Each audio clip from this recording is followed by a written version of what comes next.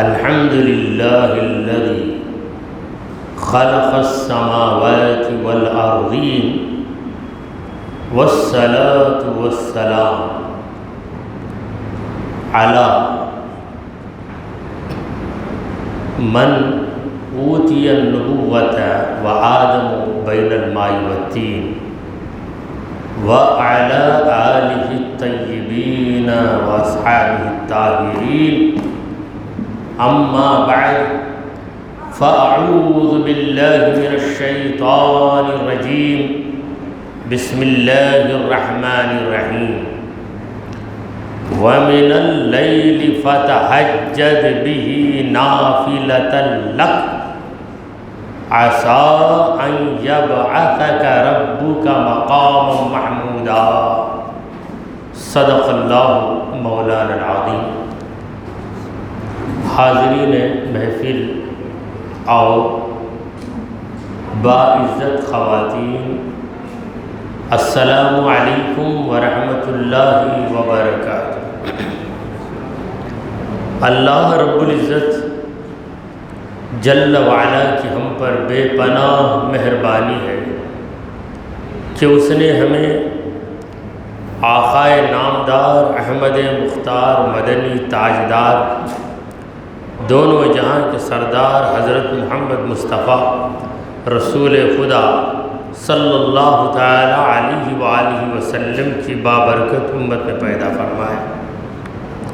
سامعین کرام، جس آیت مبارکہ کی تلاوت کا میں نے شرف حاصل کیا وہ سورہ بنی اسرائیل کی آیت نمبر 79 ہے، یعنی 70 پر 9۔ اللہ تعالیٰ فرماتا ہے وَمِنَ اللَّيْلِ، رات کا کچھ حصہ۔ من اللیل، من تبعیضیہ، بعض کو جز کو بتانے کے لیے کہ رات کا کچھ حصہ فتہجد بھی، اے نبی آپ تہجد ادا کیجیے، نافلۃ لک، یہ آپ کے لیے زائد نماز ہے۔ عسیٰ ان یبعثک ربک، پوری امید ہے کہ آپ کا رب آپ کو پہنچائے گا مقاماً، ایک ایسے مقام پر محمودن جو تعریف کے قابل ہے۔ یہ اس آیت مقدسہ کا لفظ با لفظ ترجمہ رہا جو آپ کے سامنے عرض کر دیا گیا۔ اس سے آگے کی آیت میں اللہ تعالیٰ نے اپنے محبوب صلی اللہ علیہ وسلم کو 5 وقتہ نمازیں ادا کرنے کا حکم دیا اور کہا کہ میرے محبوب سورج جب ڈھل جائے تب آپ نماز قائم کیجئے، پھر اس کے بعد رات کے اندھیرے تک نماز پڑھتے رہیے، پھر فجر کی نماز بھی ادا کیجئے۔ فجر کی نماز تو ایسی ہے کہ اس موقع پر فرشتے حاضر ہوتے ہیں۔ یہ اور مطلب بھی اس کا یہ نکلتا ہے کہ اے محبوب دیگر نمازیں تو رہیں ایک طرف، مگر آپ جب نماز پڑھاتے ہیں تو آپ کی نماز کی خاطر فرشتے نازل ہوتے ہیں جو آپ کی نمازوں، آپ کی نماز، آپ کی قراءت پر فریفتہ ہوتے ہیں۔ سرکار دو عالم صلی اللہ علیہ وسلم کی قراءت نرالی قراءت ہے۔ آپ ہر میدان میں آگے تو قراءت کے میدان میں بھی آپ آگے۔ قراءت، قرآن پڑھنے کا طریقہ سب سے پہلے جس جماعت نے سیکھا وہ صحابہ کی جماعت، اور صحابہ نے قراءت کو کس سے سیکھا؟ نبی کریم صلی اللہ تعالیٰ علیہ وآلہ وسلم سے سیکھا۔ حضور اکرم صلی اللہ علیہ وسلم ایک بار سورہ نجم کی تلاوت کر رہے تھے۔ سورہ نجم کی تلاوت میں سجدے کی آیت آئی، حضور سجدے میں گئے تو جو مشرکین وہاں پہ تھے وہ بھی بے ساختہ سجدے میں گر گئے، یعنی مصطفیٰ کی قرات نے ان کے ہوش و خرد کو اڑا دیا، انہیں خود پتہ نہیں کہ کس کو سجدہ کر رہے ہیں۔ معبودان باطل کو سجدہ کرنے والے آج یہ اتخاذ کے بغیر معبود برحق کو سجدہ کر رہے ہیں۔ یہ کمال تھا نبی کریم صلی اللہ علیہ وسلم کی قرات کا۔ اور جو کفار تھے یہ فجر کے وقت حضور کی قرات کو سننے کے لیے چھپ جاتے تھے، یعنی قرات میں مزہ، مگر اپنے ساتھیوں کا ڈر، کیا کریں گے، تانا ماریں گے نا، ان کی تانا زنی سے ڈر کر کھلے طور پر حاضر نہیں ہوتے، بلکہ چھپ چھپ کر حضور کی قرات کو سنتے تھے۔ کبھی ایسا ہوتا ہے کہ ایک کافر چھپ کر نکلتا قرات سن کر، دوسرا کافر دوسری طرف کھڑے ہو کر سنتا، آپس میں ایک دوسرے سے ملاقات ہو جاتی، ارے تو کیوں آیا، تو کیوں آیا۔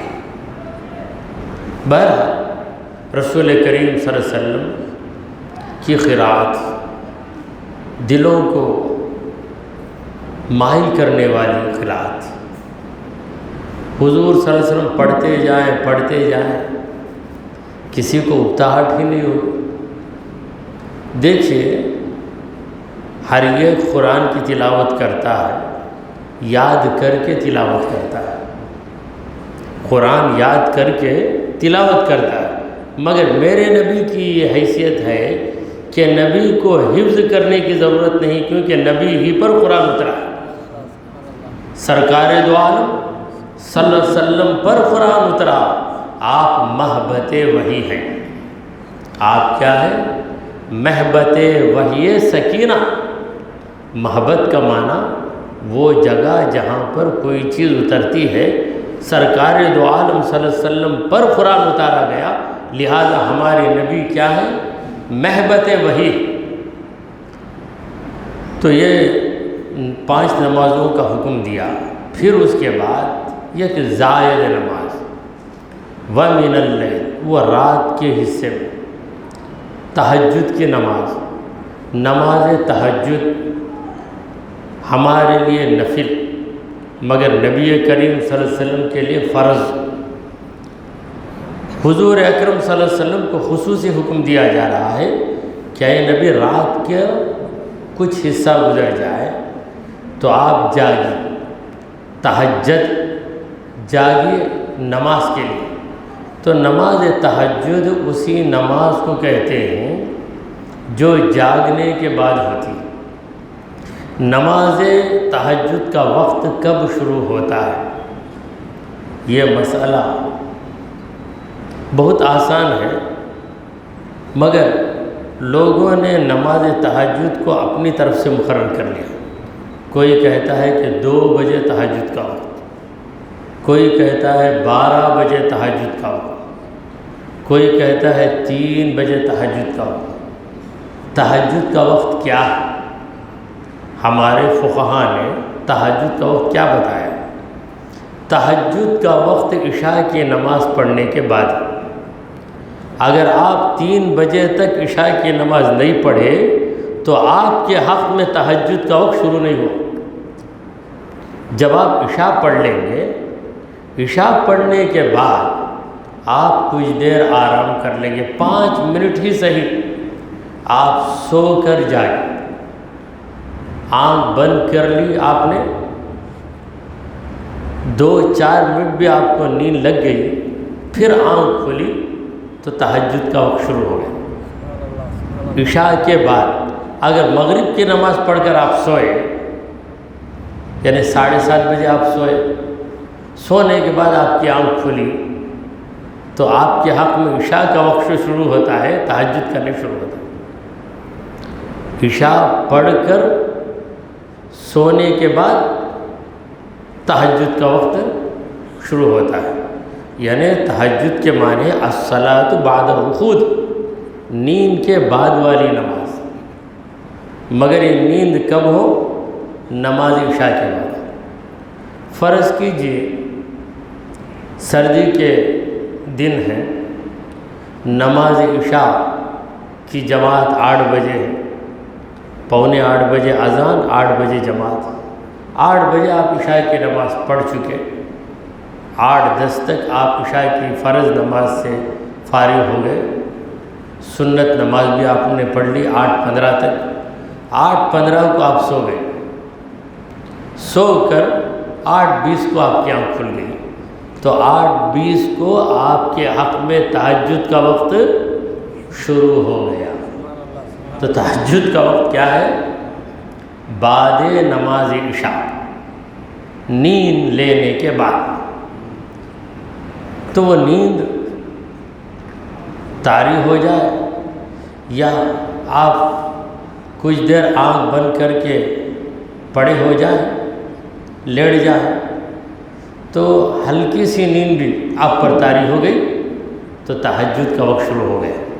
تو آج مسئلہ میں نے آپ کے سامنے واضح کر دیا۔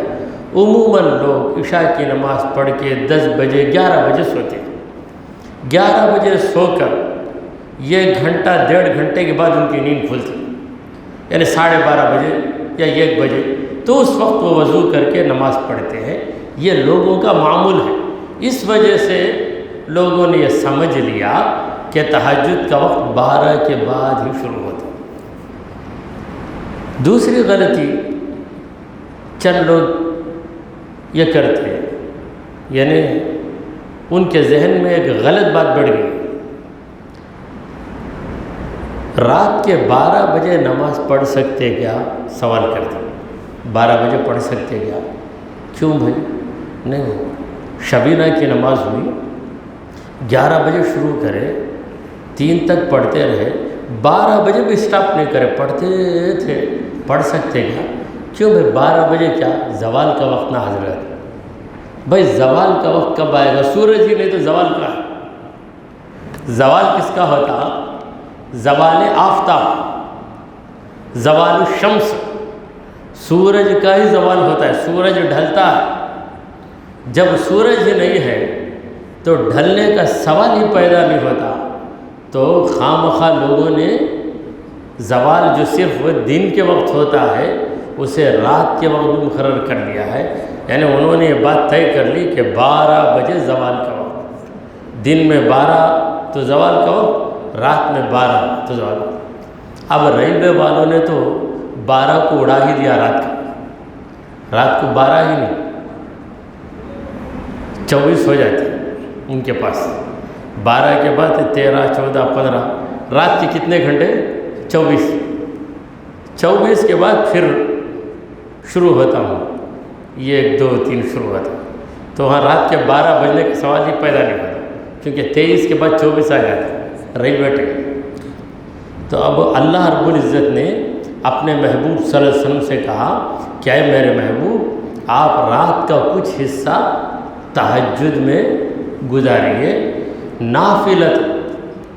نافلتاً کا معنی ہے زائدتاً، ایکسٹرا، ایڈیشنل، زیادہ نماز، لکا، آپ کے لیے، خاص آپ کے لیے یہ زائد نماز ہے۔ آپ کا امتی اگر پڑھ لے تو اسے ضرور ثواب ملے گا، آپ کی سنت پر وہ عمل کرے گا، مگر آپ کے لیے یہ نماز زائد ہے، یعنی 5 نمازوں کے علاوہ یہ 6ٹھی نماز ہے جو حضور اکرم صلی اللہ علیہ وسلم پر فرض ہے، اور ہم لوگوں پر صرف 5 نمازیں فرض ہیں۔ اب یہ نافلہ کا جو لفظ آیا ہے یہ اصطلاحی معنی میں نہیں ہے، لغوی معنی میں۔ نافلہ کا اصطلاحی معنی نفل نماز، جس کے پڑھ لینے میں ثواب، چھوڑ دینے میں کوئی عذاب نہیں، کوئی گرفت نہیں، کوئی پکڑ نہیں، نفل نماز ہے۔ مگر یہاں جو نفل کا لفظ آیا ہے یہ اصطلاحی معنی میں نہیں آیا ہے بلکہ لغوی معنی میں آیا ہے۔ لغت میں نفل کہتے ہیں زائد چیز کو، ایکسٹرا چیز کو، ایڈیشنل چیز کو۔ تو فرض نمازوں کے بعد اللہ تبارک و تعالی نے تہجد کا ذکر کر کے کہا کہ نافلۃ لک، اے محبوب 5 نمازیں تو سب پر فرض ہے، مگر یہ تہجد کی جو نماز ہے یہ آپ کے لیے ایک زائد نماز، سرکار دو عالم صلی اللہ علیہ وسلم نے ہمیشہ نماز تہجد ادا کی۔ سرکار دو عالم صلی اللہ علیہ وسلم کا مبارک گھر بی بی عائشہ صدیقہ رضی اللہ تعالی عنہا کے گھر میں حضور صلی اللہ علیہ وسلم رات گزارتے تھے۔ وہ گھر پورا گھر ایک کمرہ پورا گھر یک کمرہ تھا، جبکہ ہمارے گھر میں کئی کمرے ہوتے ہیں۔ یک کمرہ بیڈ روم، دوسرا کمرہ وزٹنگ روم، اور ایک کمرہ ہے ہال ہے۔ کبھی کبھی 2 بیڈ روم ہوتے ہیں ہمارے گھر میں۔ تو یہ ہم غلاموں کے گھر ہیں، مگر آقا کا گھر دیکھیے، یہ 6 کمرہ۔ سرکار دو عالم صلی اللہ علیہ وسلم کی بیویاں تھیں اور بیویوں کے مکانات تھے۔ مسجد نبوی سے متصل سرکار دو عالم صلی اللہ علیہ وسلم کی بیویوں کے مکانات، ان مکانات کو اللہ تبارک و تعالی نے الحجرات کہا۔ قرآن مجید میں ایک سورہ ہے 26ویں پارے میں ہے سورۃ الحجرات۔ حجرات کا معنی کیا ہے؟ کمرے، رومز۔ یہ جو ایک روم ہے، یہ کمرہ پورا مکان ہے ہمارے نبی کریم صلی اللہ علیہ وسلم کا۔ تو سرکار دو عالم صلی اللہ علیہ وسلم جاگ کر تہجد کی نماز پڑھتے۔ بی بی عائشہ صدیقہ رضی اللہ تعالی عنہا لیٹی رہتی تھی، دن بھر محنت کر کے تھک جاتی تھی۔ سرکار دو عالم صلی اللہ علیہ وسلم جاگ کر خود نماز پڑھتے اور بی بی عائشہ سوتی رہتی تھی، کیونکہ فرض نماز نہیں ہے۔ فجر کی نماز کو تو حضور صلی اللہ علیہ وسلم کبھی بی بی عائشہ صدیقہ کو سونے کا موقع دے کر خود نماز پڑھے، ایسا نہیں ہے۔ تہجد کی نماز بی بی عائشہ کہتی ہیں کہ پیارے مصطفیٰ صلی اللہ علیہ وسلم نماز پڑھتے، چھوٹا سا کمرہ، میں ادھر لیٹی رہتی، یوں سمجھے کہ قبلے کی جہت ہے۔ بی بی عائشہ صدیقہ رضی اللہ کا سر مبارک ادھر، پاؤں ادھر، اس طرح لیٹی ہوئی ہے، تو حضور صلی اللہ علیہ وسلم پیچھے کھڑے ہو کے نماز پڑھ رہے ہیں۔ جگہ کی تنگی ہے، تو سرکار دو عالم صلی اللہ علیہ وسلم کبھی سجدہ کرتے تو حضور کا سر مبارک بی بی عائشہ کو لگ جاتا تھا۔ کبھی کبھی حضور کا سر مجھے لگ جاتا اور میں جاگ کر دیکھتی کہ وہ نورانی پیکر اللہ کی عبادت میں کھڑا ہوا۔ یہ موقع ملا، اس حسن کو دیکھنے کا موقع ام المومنین عائشہ صدیقہ رضی اللہ تعالی عنہا کو نصیب ہو گیا۔ اللہ تبارک و تعالی نے سرکار دو عالم صلی اللہ علیہ وسلم کو نماز تہجد کا حکم اس آیت میں بھی دیا ہے اور دوسرے مقام پر بھی دیا ہے۔ یا ایھا المزمل قم اللیل، اے کملی اوڑھ لینے والے میرے پیارے، قم اللیل، رات کو تم قیام کرو، یعنی رات کی نماز پڑھو، تہجد کی نماز پڑھو۔ حکم تو دے دیا، اللہ نے حکم دیا۔ اللہ تبارک و تعالی خالق ہے، مالک ہے، اپنے بندے کو حکم دے رہا ہے، مگر فوراً اللہ تبارک و تعالی کی محبت اور نبی کریم صلی اللہ علیہ وسلم کی محبوبیت کی جھلک دیکھیے۔ قم اللیل، اے نبی رات کو کھڑے ہو جاؤ نماز کے لیے، الا قلیلا، مگر تھوڑی دیر کھڑو بس ہے۔ یہ الا قلیلا میں نبی کی شان محبوبیت، قم اللیل میں رب کی شان کبریائی، شان کبریائی کو نمایاں کیا، فوراً شان محبوبیت کو بھی عیاں کر دیا۔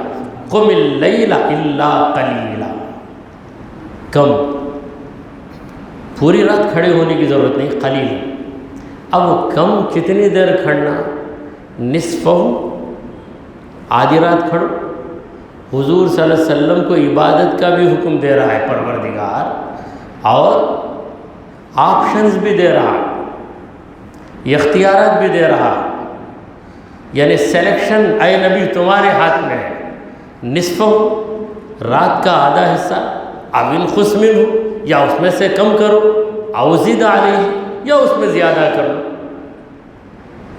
یعنی as per your ولنگنس، worship me as per your ولنگنس، میری عبادت کرو تمہاری سہولت کے مطابق۔ خدا بندے سے یہ کہے تو اس سے کیا چیز ظاہر ہو رہی ہے؟ یہی چیز ظاہر ہو رہی ہے کہ خدا کی بارگاہ میں سرکار دو عالم صلی اللہ علیہ وسلم کو محبوبیت کا اعلیٰ درجہ حاصل ہے۔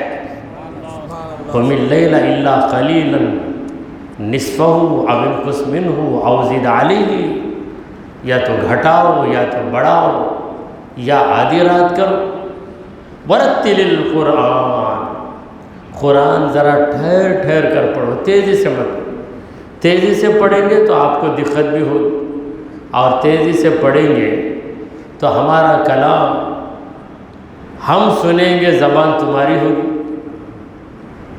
تو تمہاری زبان سے ہمارا کلام دھیرے دھیرے ادا ہو، یہ ہمیں پسند ہے۔ ورتل القرآن، قرآن کو ٹھہر ٹھہر کر ترتیل کہتے ہیں۔ قرآن کی قرأت کی دو قسمیں، ایک ہے ترتیل اور دوسری قسم ہے حدر۔ حدر کے معنی ہا دال را حدر، تو حدر کا معنی ہے تیزی سے پڑھنا، اور ترتیل کا معنی ہے رک رک کر پڑھنا۔ اسی لیے آپ فقہ کی کتابوں میں یعنی مسائل کی کتابوں میں دیکھیں گے کہ اذان میں ترتیل چاہیے، اقامت میں حدر چاہیے۔ اذان میں ترتیل چاہیے، اقامت میں حدر چاہیے۔ کیا مطلب؟ اذان ذرا ٹھہر ٹھہر اللہ اکبر اللہ اکبر اس طرح دینا ہے، مگر اقامت میں حدر اللہ اکبر اللہ اکبر اللہ اکبر اللہ اکبر، تو یہ حدر ہے۔ یہ حدر کا لفظ اردو زبان میں بھی ہم لے آئے، اور کسی پر راشا طاری ہو گیا تو جلدی جلدی اس کا ہاتھ ہلتا تھا، مطلب کیا حدر کا نام ہوتا، یہ حدر کا لفظ ہاتھ سے کیچ کر کے لا لیں۔ ہم اردو زبان والے ایسا کیپچر کرتے کہ عربی کے لفظوں کو بھی کھینچتے، فارسی کے بھی کھینچتے، مگر عربی پر ہم نے ایسی ہمدردی کی کہ لفظ عربی کا لے کر معنی اپنی طرف سے اس میں گھسائے، یعنی جسم کو لے کر روح اپنی طرف سے گھسا دیتے ہیں۔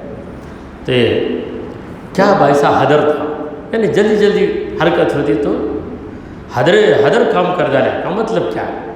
ہماری زبان یعنی جلدی جلدی کام کر دیا۔ وہ حدر کا لفظ ہم کہاں کہاں استعمال کرتے ہیں۔ ہم سمجھتے ہیں کہ ہماری معمولی دکنی زبان ہے، مگر اس معمولی دکنی زبان میں عربی کے الفاظ کس طرح گھسے ہوئے۔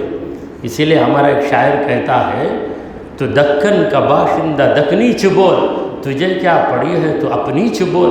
تیری زبان بھی معمولی زبان نہیں، تیری دکنی اردو بھی بھاری زبان ہے۔ تو ایک حدر ترتیل قرأت کے اندر، تو تراویح میں حدر سے پڑھنا بہتر ہے، کیونکہ اس میں سوا پارہ پڑھا جاتا ہے، اس لیے حدر۔ دیگر نمازوں میں ترتیل چاہیے، ترتیل۔ اسی لیے ہم جب امام صاحب تراویح پڑھاتے ہیں تو پڑھنے کا انداز الگ رہتا ہے، وہی امام جب وطر میں آتے ہیں تو پڑھنے کا انداز بدل جاتا ہے، یعنی ترتیل آ جاتی ہے اس میں حدر رہتا ہے۔ یہ حدر اور ترتیل، اللہ نے اپنے حبیب صلی اللہ علیہ وسلم سے کہا کہ آپ ترتیل سے قرآن پڑھیں، یعنی اتنا رک کر پڑھو کہ آپ پر بوجھ نہ ہو، اور اتنا رک کر پڑھو کہ ہم آپ کا کلام سنتے رہیں۔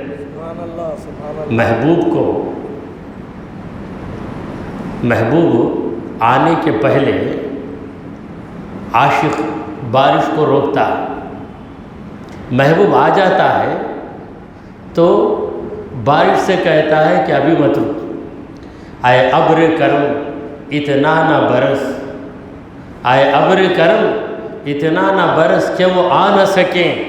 آ جانے کے بعد کہتا ہے اے ابر کرم اب اتنا برس کہ وہ جا نہ سکیں۔ آنے کے پہلے کیا بولا؟ اے ابر کرم اتنا نہ برس کہ وہ آ نہ سکے، اگر تو برستا رہا تو میرا محبوب نہیں آئے گا۔ اے ابر کرم ذرا جم کے برس، اور اتنا برس کہ وہ جا نہ سکے۔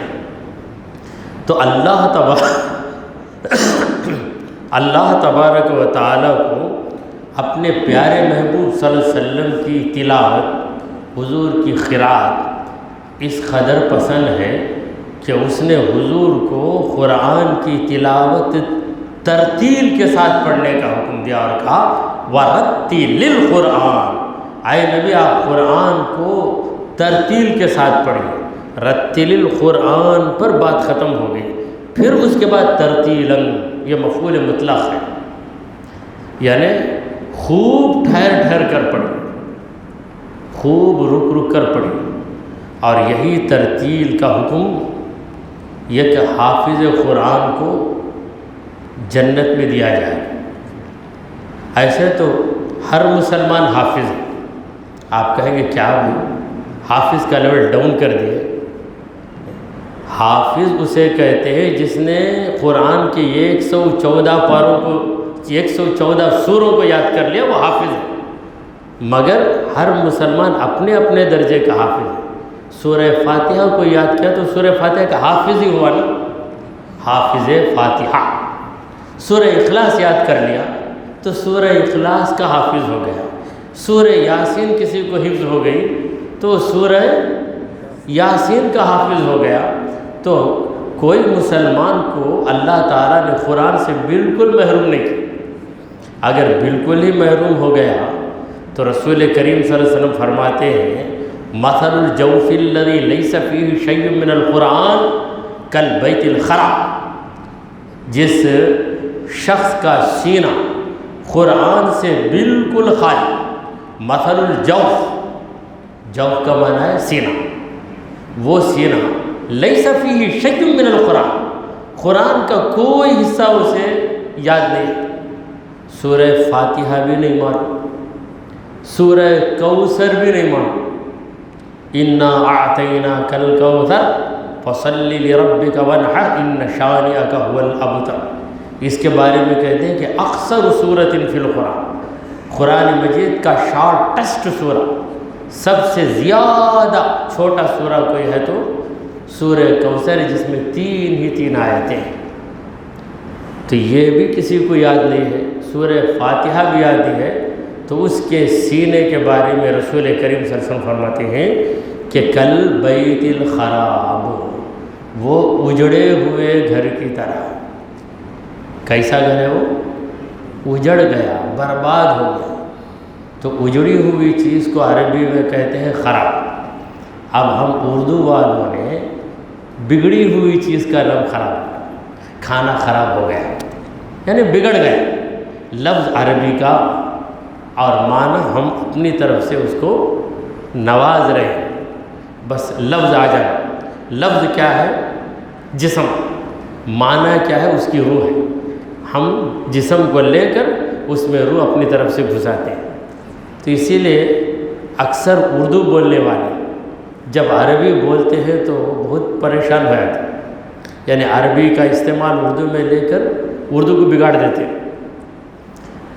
لیکن جو اس میں ماہر ہوتے ہیں وہ اردو کو اردو کی جگہ رکھتے ہیں، عربی کو عربی کی جگہ رکھتے ہیں، کہ ہر زبان اپنا اپنا مقام رکھتی ہے۔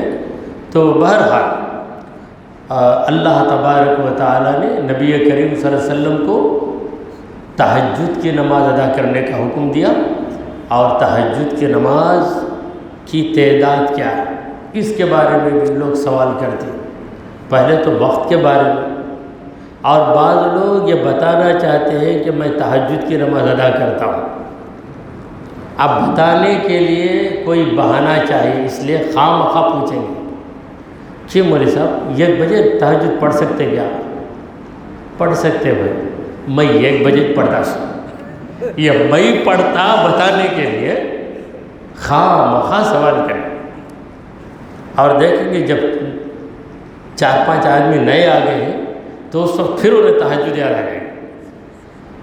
ایک مسئلہ پوچھنا آپ سے، کیا مسئلہ؟ تہجد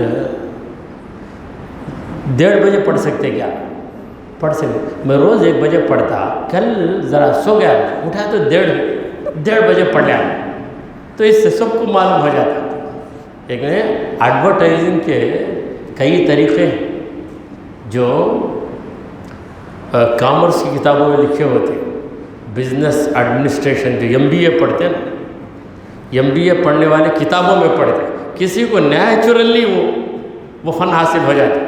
ایڈورٹائز کرنے کا سلیقہ پیدائشی طور پہ حاصل رہتا ہے، لہٰذا وہ اس بہانے سے یہ بتا دیتے ہیں کہ میں ایک تہجد گزار آدمی ہوں۔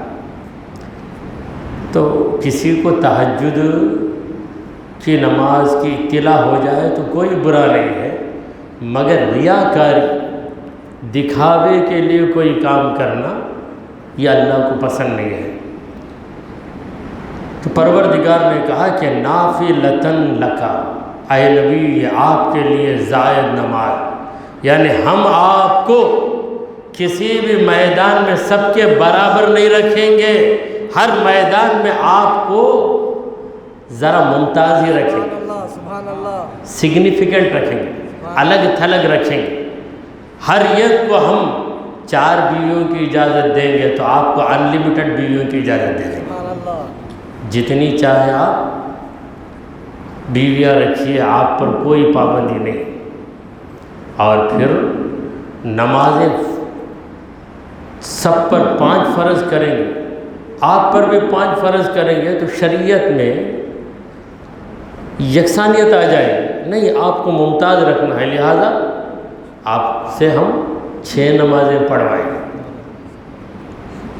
آپ پر ہم 6 نمازوں کو فرض کریں گے۔ تو یہی صورت ہے دیگر عبادتوں۔ اب رہا زکوٰۃ کا مسئلہ۔ زکوٰۃ کا مسئلہ کیا ہے؟ ہمارے نبی کریم صلی اللہ علیہ وسلم پر زکوٰۃ فرض نہیں،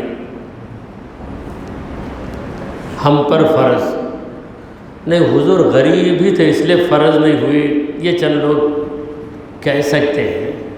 اگر حضور امیر بھی رہتے، ویسے تو ہمارے حضور کا ایک غلام امیر المومنین ہے، حضور اگر مالدار بھی ہوتے اور مالدار ہوئے بھی، اللہ تبارک و تعالیٰ نے کہا وَوَجَدَكَ عَائِلًا فَأَغْنَىٰ، اے مصطفیٰ رب نے آپ کو دولت مند بنا دیا، دنیا بھر کے خزانے مصطفیٰ کے قدموں پہ گرے تو مصطفیٰ نے ان خزانوں کو لوگوں میں تقسیم کر دیا۔ کیوں فرض نہیں؟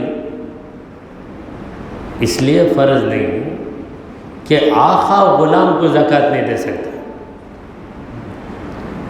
باپ بیٹے کو زکوٰۃ نہیں دے سکتا، بیٹا باپ کو زکوٰۃ نہیں دے سکتا، میاں بیوی کو زکوٰۃ نہیں دے سکتا، بیوی شوہر کو زکوٰۃ نہیں دے سکتی۔ اسی طرح کوئی مالک اپنے غلام کو زکوٰۃ نہیں دے سکتے۔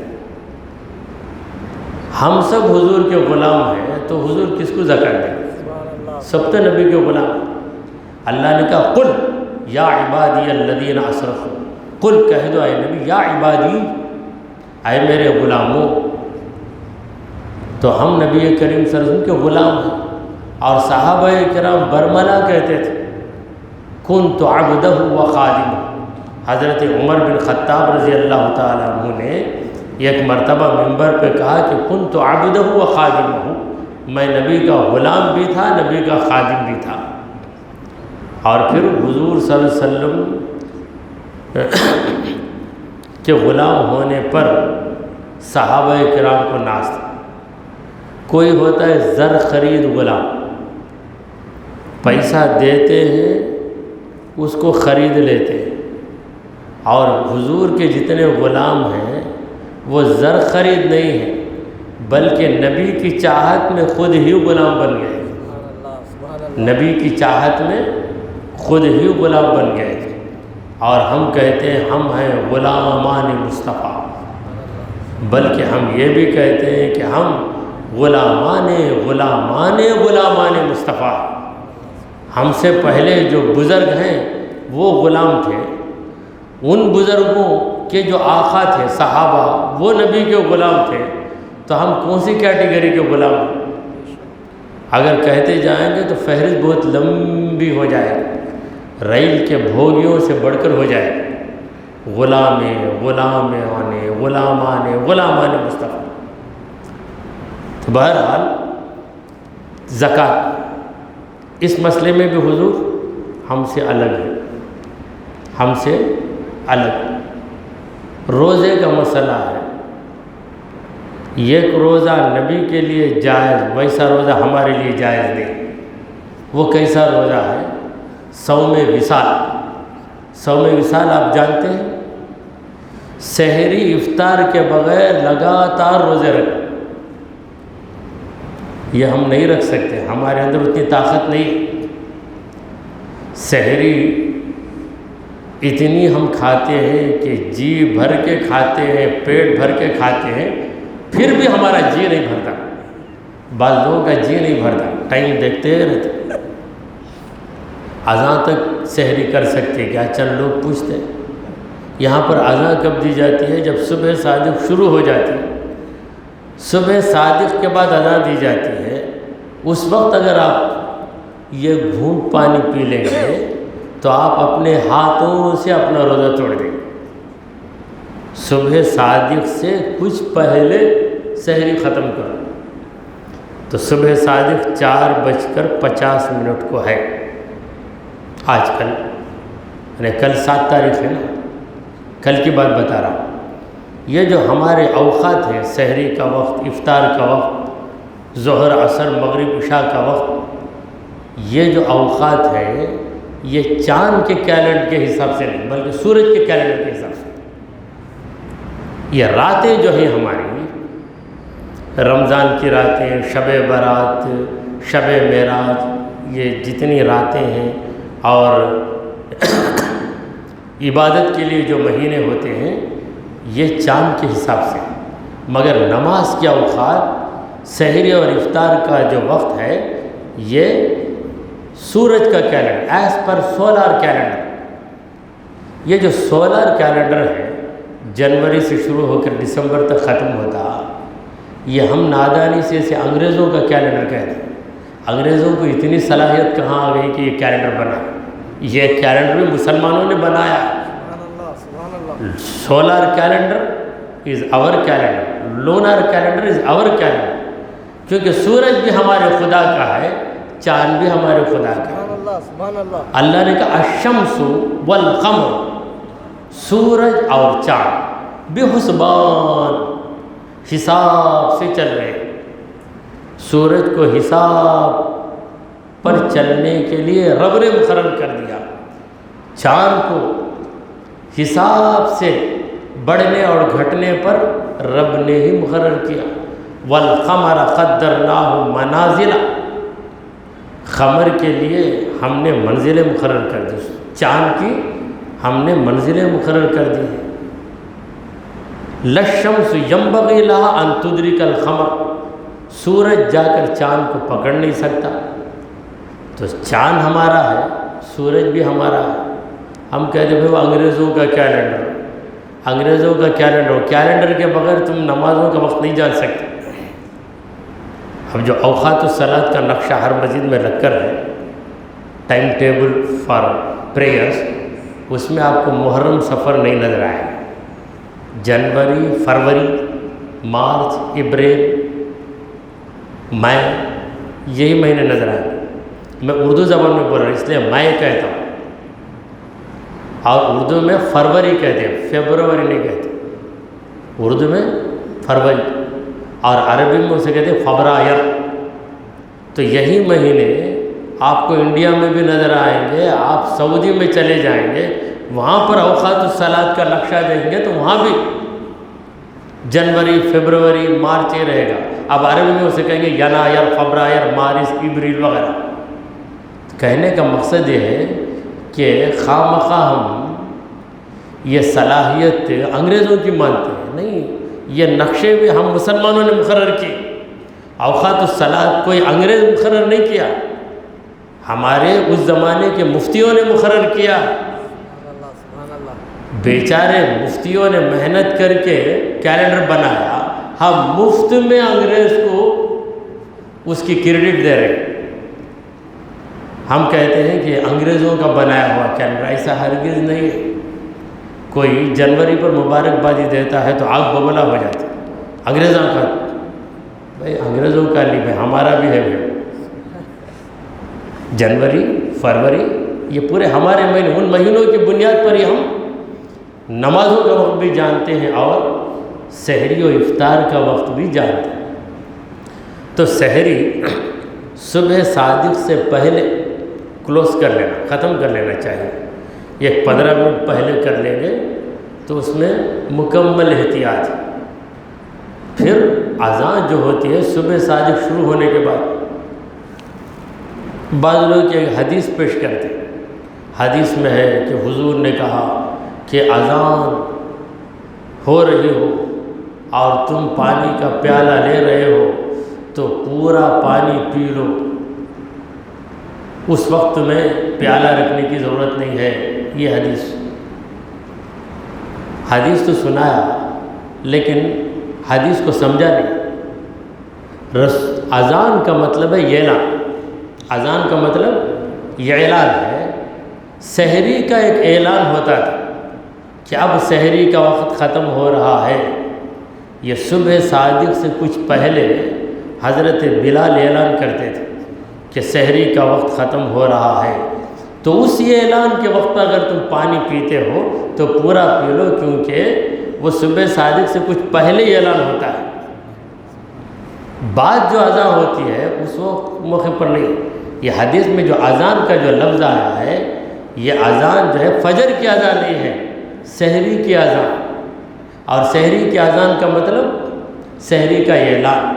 اب ہم نماز کے لیے جو اذان دی جاتی ہے اسے اذان کہتے ہیں، اور دوسرے اناؤنسمنٹ کو ہم اعلان کہیں گے، مگر عربی میں اس کا نام بھی اذان ہے، اس کا نام بھی اذان ہے. تو یہ سمجھنے کی ضرورت ہے. سمجھے بغیر نہیں. تم فجر کی اذان کے وقت بھی کھاؤ پیو اگر کہہ دے تو پھر روزے کا وقت کب شروع ہوتا؟ روزے کا وقت شروع ہی کب ہوتا ہے؟ صبح صادق کو شروع ہو جاتا. اس وقت اگر تم کچھ کھا لیے، یہ خطرہ پانی بھی آپ کے حلق سے اتر گیا ارادے کے ساتھ، تو آپ کا روزہ چلے گا. تو اسی لیے ہمارے بزرگوں نے سحری کا وقت، ختم سحری الگ مقرر کیا. احتیاطاً انہوں نے بہت پہلے رکھ دیا، صبح صادق سے 20 منٹ پہلے رکھ دیا ہے. تو اس وقت یا اس سے 5 منٹ 10 منٹ بڑھ جائیں بھی تو کوئی حرج نہیں. تو اللہ تبارک و تعالیٰ نے حضور صلی اللہ علیہ وسلم کو تہجد کا حکم دیا. پھر اس کے بعد عسیٰ ان یبعثک ربک مقام محمودا. یہ مقام محمود کیا ہے اس کی تفصیل میں جاننے کا موقع نہیں، کیونکہ ہمارا جو روزانہ کا وقت ہے 11 کے قریب ہم پہنچ چکے ہیں. اس لیے اس بحث کو ہم انشاءاللہ تعالی کل آپ کے سامنے عرض کریں گے. اسی پر اکتفا کرتے ہوئے دعا کیجیے کہ پروردگارا ہم نے جو کچھ کہا اور سنا اسے قبول فرما لے. اے اللہ ہمارے گناہوں کو معاف فرما، ہماری خطاؤں کو درگزر کر دے. اے رب کریم ہم پر تیری رحمت نازل فرما. اے اللہ ہمیں سیدھے راستے پر چلا، تیرے انبیاء اور تیرے اولیاء کے راستے پر چلا. اے رب کریم ہمارا خاتمہ ایمان کی حالت پہ فرما. وصلی اللہ تعالی علی خیر خلقہ سیدنا و مولانا محمد وعلی آلہ و اصحابہ اجمعین.